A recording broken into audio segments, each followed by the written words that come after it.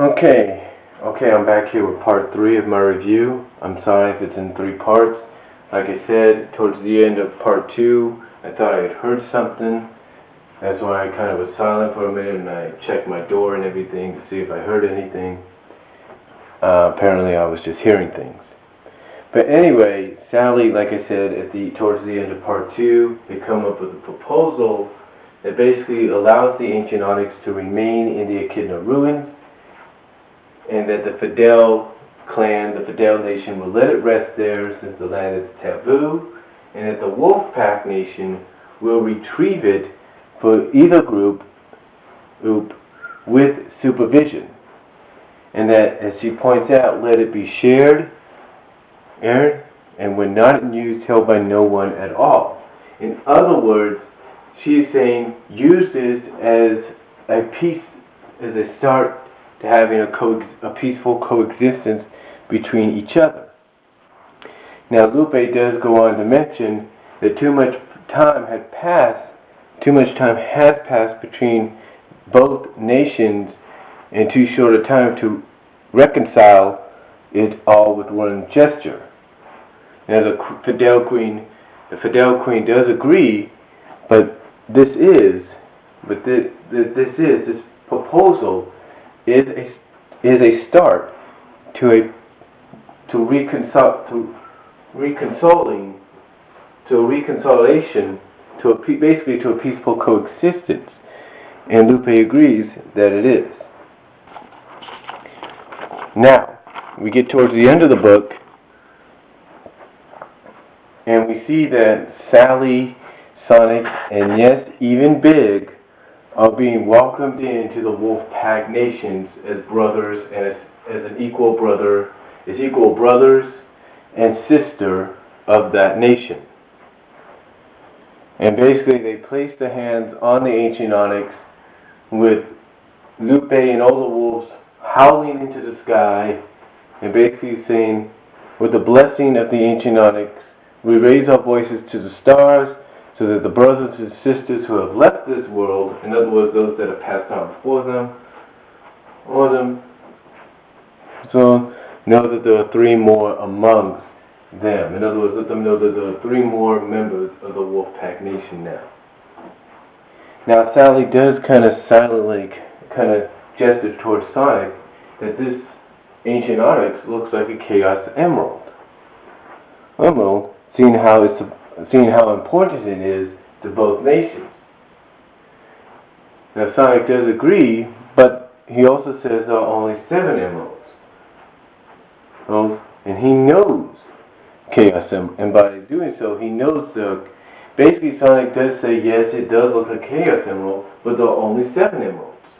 And that he knows Chaos Emeralds because you could feel the power. Basically, he says that, I know this sounds confusing, but basically Sonic says that there are 7 Chaos Emeralds. And that since he knows Chaos Emeralds by the fact that you could feel the power that they generate, you know what it is. And he knows that this onyx, is not a Chaos Emerald. He doesn't know what it is, but he knows it's not a Chaos Emerald. So anyway, we conclude this story though, not with the induction of Sally, Sonic, and Big into the Wolfpack Nation. No, we actually conclude this story with Rhoda and Penelope at Uncle Chuck's diner kind of going over the reconstruction of the Numo Metropolis Constitution, of their country's Constitution. Now, Rhoda is kind of like just frustrated and everything, and he tells Penelope basically, man, why can't we just overthrow ourselves and give this all back to Elias? And, she's like, no, besides. And she says no, and she tries to be positive with Rhoda by telling him he's good at putting things together. Now, Rhoda does say that, yeah, I can put things together, like, you need a vehicle made out of spare parts. Hey, I can do that in no time flat. But reconstructing the constitution of our country of Numo Metropolis is a nightmare.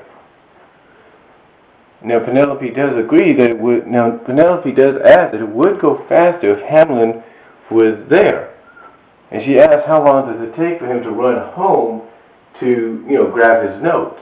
And just as he says that, well, just as she says that, Hamlin busts in. Rhoda's thinking, well, did you bring it? As it, kind of asked him at first, did you bring his notes? And he says no, but he's got worse news.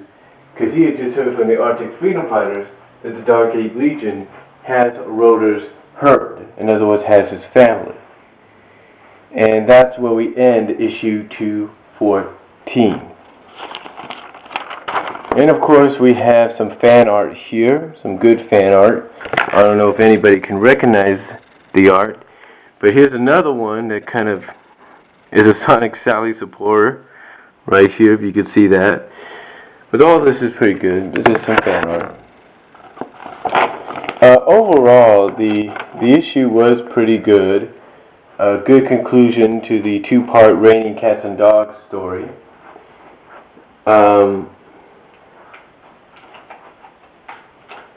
I have to say that Ken did do a great job, if you will. I mean, not Ken, but Ian did do a good job on this two-part story, give him that. And of course, as we saw right here towards the end, with Sonic coming in and saving the day, if you will, we see another tender moment between him and Sally, which kind of indicates that Ian is trying to get those two together, officially again. But overall, is a great conclusion to the two-part story, and it's got a great kind of lead-in, if you will, to 215, and we'll just have to see what happens there. And that's all I'm going to say. I give it a 9 out of 10.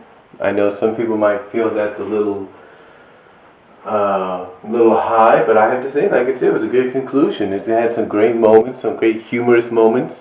I mean, I like how Sally kind of at first kind of played dumb a little bit to feed Drago's ego, if you will, kind of played dumb. I like that because, she just proves how smart this character is to kind of think, okay, I can't really reason with him. Time to play the dumb princess, and that's what she does. She plays the dumb princess. I love that. And it only lasts for a little bit until she finally just starts to get back to being herself and kind of counteract Drago for everything he's done, or everything that's going on.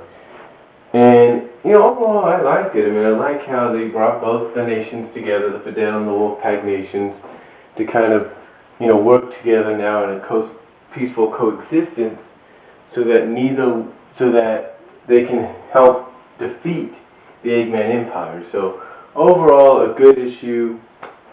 Definitely something to look forward to, but definitely something to read. If you have not read it, I suggest you read it. It's a great issue. Again, I give it a 9 out of 10. And that's all I'm going to say. You got any questions, let me know. I'll talk to you all later.